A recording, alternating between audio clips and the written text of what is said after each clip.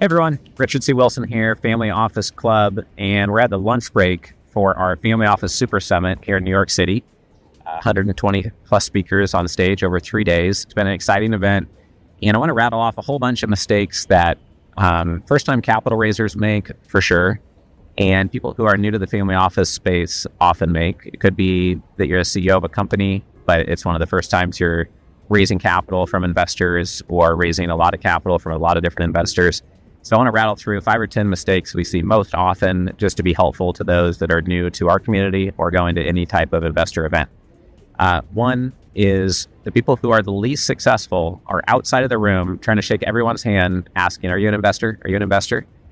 First of all, when people hear that, their guard goes up and they'll say, oh, no, I'm not, and just have you go on your way because they'll come off as maybe desperate or stressed out or pushy, or you're about to pitch them something the very next second. And they want to get to know you first and trust you before they hear a pitch. The other thing is that, at least at our events, we ask every investor on stage what they're investing in, what structures they prefer, what they're allocating to right now, case studies of deals maybe they've completed recently. And if you're outside networking really hard, you're going to miss what everyone says on stage. You're not going to get smarter based on what they've said. You're not going to pick up new mental models or strategies or structures. You're also not going to know which of the investors said they're looking for, exactly what you're offering. So make sure you don't miss investors on stage saying exactly what they want.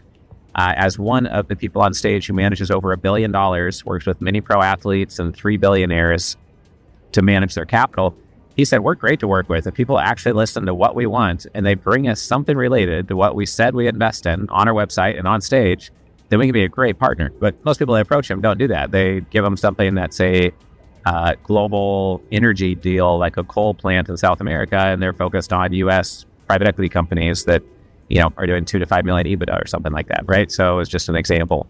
Some other mistakes would be to have a Yahoo or AOL email address. If you haven't invested $8 in getting a professional domain name for your business, why should somebody invest in reading the emails you send from an AOL email address?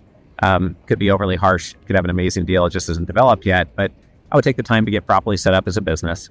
Other mistakes would be not having a one-liner, which means a very clear single sentence that says what you do, that separates you from the competition and is very attractive to the investor demographic that you're targeting. That one-liner should be dialed in to that exact demographic, meaning if you're raising capital from cardiac surgeons, it's going to sound different if you raise capital from angel investors or institutional investors or family offices. So make sure it's dialed in and make sure it's super concise. One investor on stage, he runs an investor club, a group of 50 investors that have allocated millions of dollars into deals.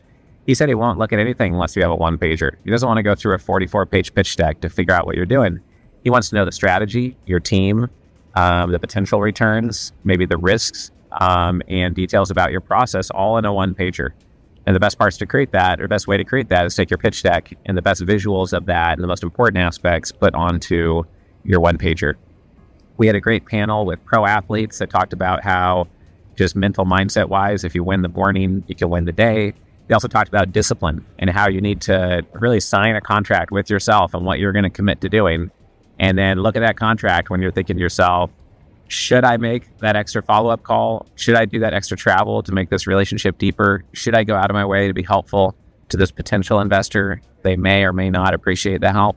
And look at that contract you signed with yourself and what you committed to do, whether it's for your daughters or sons or for your spouse or for your business or for your capital raise or for your investment portfolio, and check that contract you signed with yourself to make sure that you're disciplined and you stick to what you've committed to doing. I thought that was a great takeaway. The topic of trust has come up many times at this event, and one mistake is just not focusing on that. We had someone on stage who has recently been referred a $300 million allocation because of trust. He says he eats last and makes sure the investors eat first. And I thought that was important because many times I see deals structured and it's a mistake not to structure it so that you eat last and the investors eat first. That's a common mistake we see. The last thing I wanted to mention is that whether you're at our event or any family office event, it's a mistake to think you're in the wrong place just because real estate comes up often if you're raising capital for a private company.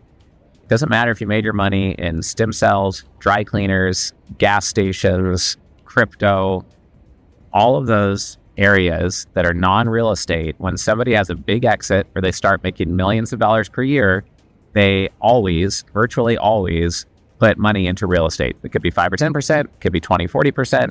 Just depends on the family, depends on the individual, but they put money into real estate and hard assets. And so it's just gravity on planet Earth. You can complain about it if you'd like, but at any family office event, unless the whole event is just focused on private equity and strictly non-real estate, there's going to be real estate coming up all the time. And even if they try to restrict it to private equity, those same families also invest in real estate. So it's just something to know about the industry and something to be aware of. The other thing that's counterintuitive about the family office space is most people that run a family office, it doesn't say, my name is Richard C. Wilson, CIO of my Wilson family office. It's not nearly that obvious. We had a centimillionaire, 100 million plus individual on stage yesterday. I did an interview with in front of everybody. It doesn't say family office in the name of his company. We have a billionaire on stage tomorrow giving a talk. It doesn't say family office in the name of his company. And we have Paul Hutchinson behind the Sound of Freedom documentary. He's saved over 6,000 children from human slavery. He has his own family office, and his name tag doesn't read that. So my point is that you might meet someone and say, oh, what do you do? And they might say, oh, I own a few car washes. You might say, oh, cool, interesting, a small business.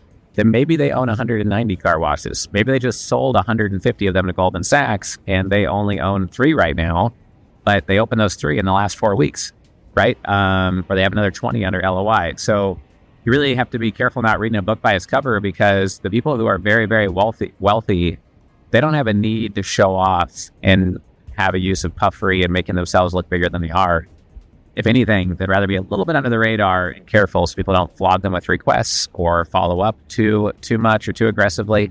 They have a need to stay under the radar slightly more. Sometimes people who have less wealth are the ones who want to flaunt it the most and have a 6-inch dial on their watch on their wrist and are flashy in every way possible. Sometimes that's just people's style and they are ultra wealthy, but many ultra wealthy are very low key.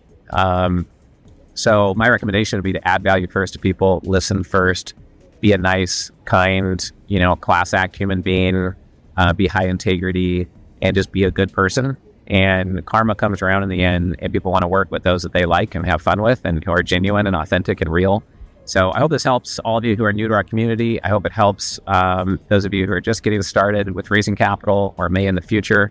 And I hope that you're enjoying the event. If you're with us here today, we do 10 in-person investor events per year at this point. You can check that out at familyoffices.com if you're a company CEO or you're raising capital for something. Or if you're an investor, get registered with us at our portal, investorclub.com. Take care.